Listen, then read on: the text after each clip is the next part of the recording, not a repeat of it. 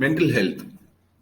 Did you know that approximately 42% of general population has some form of mental health issues, and most of them are not aware of the condition that they are going through.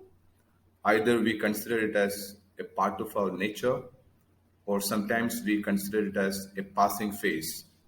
So, in this webinar, I'm going to discuss mental health in both men and women and how it affects us and what are the precautions and solutions available so that we can lead a physically as well as mentally sound life. Hi, my name is Martin Athanas. I work as the head of learning and development. I'm an author of two books, Basic Intelligence Development and Positive Selling, both available on Amazon. I am also a business and personal growth coach. Considering mental health, this webinar will cover the following topics. One, what is mental health in general, how mental health is defined as, mental health in women and men, and what is the variations in symptoms and also statistics. Early warning signs, mental health and well-being, how mental health affects your well-being, and ways to maintain positive mental health.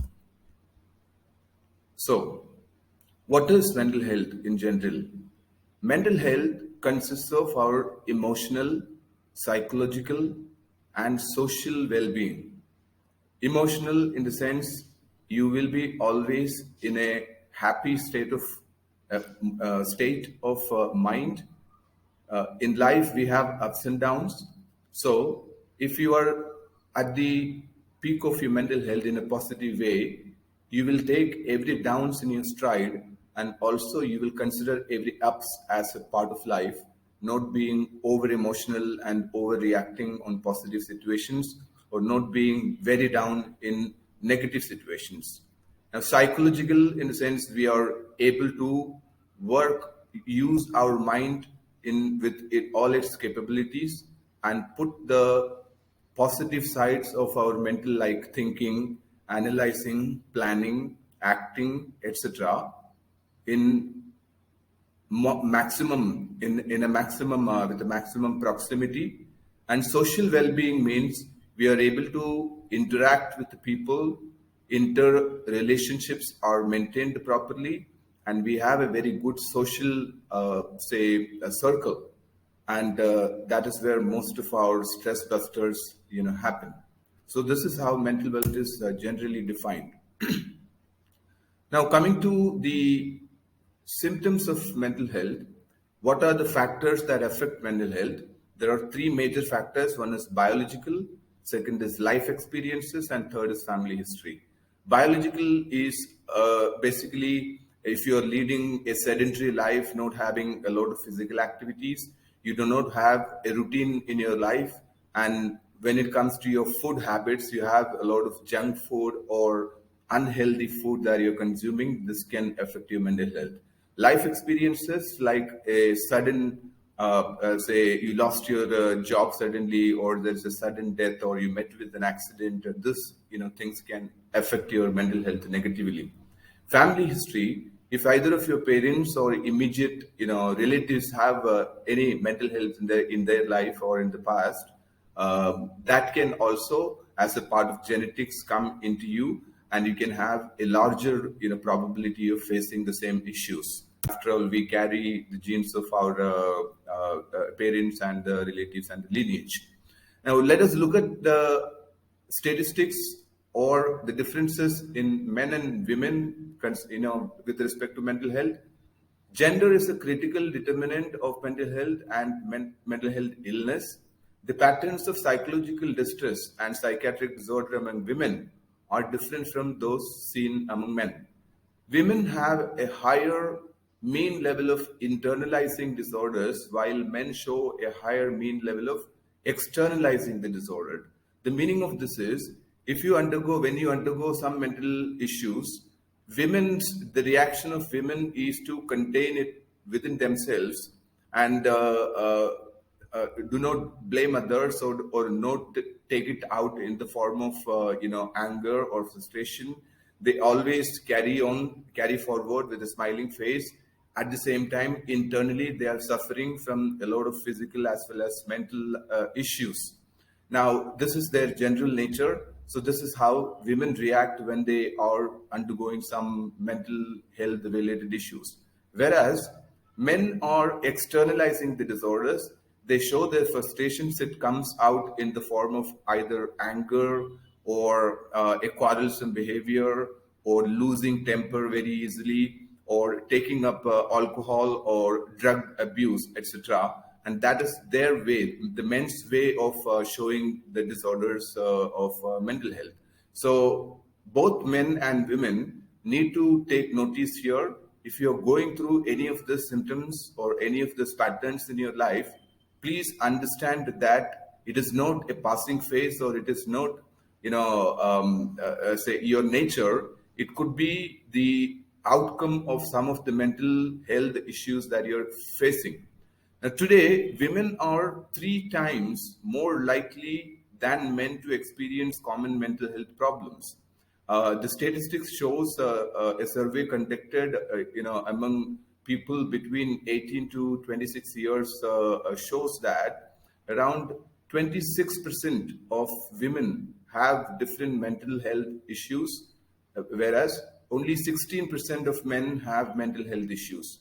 But an interesting factor that we have to notice here is women are more prone to seek help compared to men.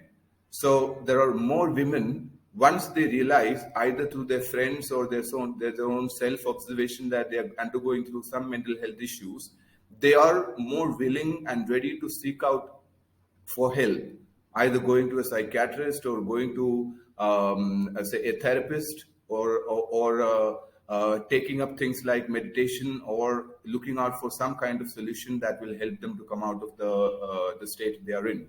Whereas men do put a blanket over this kind of issues and continue as nothing has happened, venting out their frustration on people, either on family members or colleagues or society, at large.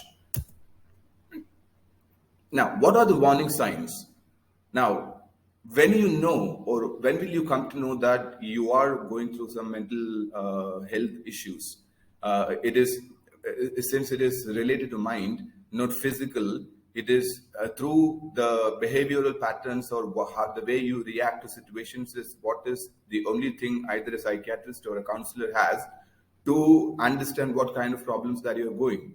So in men, anger, irritability or aggressiveness, noticeable changes in mood, energy level or appetite, difficulty sleeping or sleeping too much, difficulty concentrating, feeling restlessness or on edge, always on, internally you're disturbed, increased worry or feeling stressed, misuse of alcohol or drugs, sadness or hopelessness, suicidal thoughts. These are the general warning signs for men. So if you have any such, in a normal, life, there is the mental health, issues and warnings are a spectrum.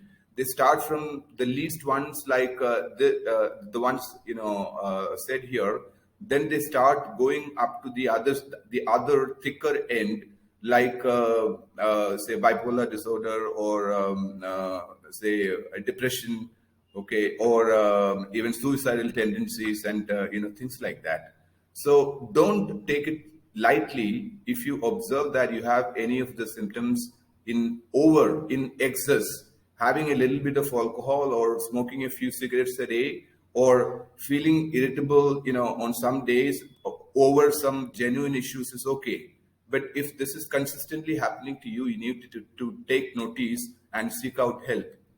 Whereas in women, the symptoms are mostly internal, that is headaches, stomach aches, chronic pain, high blood pressure, and lethargy. So uh, uh, when you observe, these symptoms are there, don't consider them as physical. Most of our physical sickness is directly or indirectly connected to our mental well-being. So when you consistently feel, this kind of issues, this kind of symptoms, take notice and seek out for help. The next part that we are going to see is, what is the positive state of mental health? When you can say that you're mentally positive and mentally sound. One, work productivity. These are the benefits also of being mentally well. Work productivity. That means you're able to focus on your work and work as a team and contribute to the team activities. Do the output, give the output expected of your work, that is reaching office on time and so continuing in the office on a regular basis, not taking a lot of breaks or not flunking on the deadlines that you have. So it helps you to keep up your productivity, make contributions to communities. That is the social side of it. You're not selfish and you're not self-centered. Whenever there is some issues socially, people need help. In case of homeless people, or say people who do not have sufficient food, under the poverty line kind of people. And when there are natural calamities and issues like that, problems like that, you come forward and be a part of the society and do play your part as well. That is one very big aspect of you showing your mental soundness and the mental health side. Third is cope with stress. On a daily basis, we come across a lot of stress, whether it is work related or whether it is finances related, whether it is relationships related, and sometimes it is your physical health related as well. You, as a mentally sound person, rather than taking everything upon you, you go out in the world and seek out help, and you find different ways, talk to different people, seek out for say experts in the field, and put your finances together and plan your activities together. That way you are able to face your problems or tackle your problems properly, and then you tackle stress accordingly. The stress levels come, the stress level goes up because you are not doing anything about the problems that you have, either it is about finances or relationships. That increases the stress level. Also, it increases the anxiety level as well. Now, realize their potential.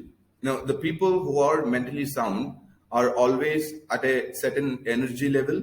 They're always thinking about the future. What are the elements, things that they have to do in their life to modify their or upgrade their life in a positive way? What are the solutions available? Starting out a business, or going for applying for a different job with better prospect. These are things that mentally sound people do. You don't get lethargic, you don't get into a